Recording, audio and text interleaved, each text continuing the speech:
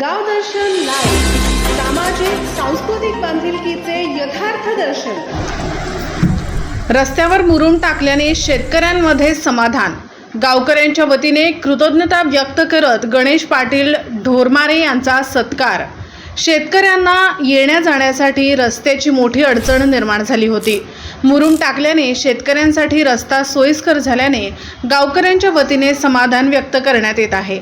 जिल्हा परिषद भराडी गटातून निवडणुकीत विजय होवो किंवा पराभव होवो, तुमचा रस्ता तयार करून मिळेल असे आश्वासन देणारे सामाजिक कार्यकर्ते गणेश पाटील ढोरमारे, बापू पाटील काकडे यांनी सिल्लोड तालुक्यातील दिडगाव, बोरगाव, मवरवाडी 1 किलोमीटरचा तसेच दिडगाव कासो 1.5 किलोमीटरच्या रस्त्यावर मुरुम टाकून वाडी वस्तीवर राहणाऱ्या नागरिकांचा व शेतकऱ्यांचा रस्त्याचा प्रश्न मार्गी लावल्याने व दिलेले आश्वासन पाळल्याने शेतकऱ्यांनी कृतज्ञता व्यक्त करत गणेश पाटील ढोरमारे, बापू काकडे यांचा गावकऱ्यांच्या वतीने सत्कार करण्यात आला।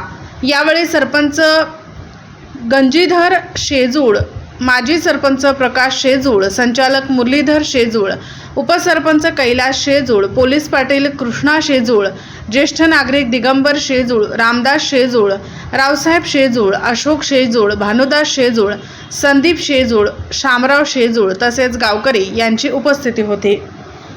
गावदर्शन लाईव्ह प्रतिनिधी गणेश शेके, छत्रपती संभाजीनगर।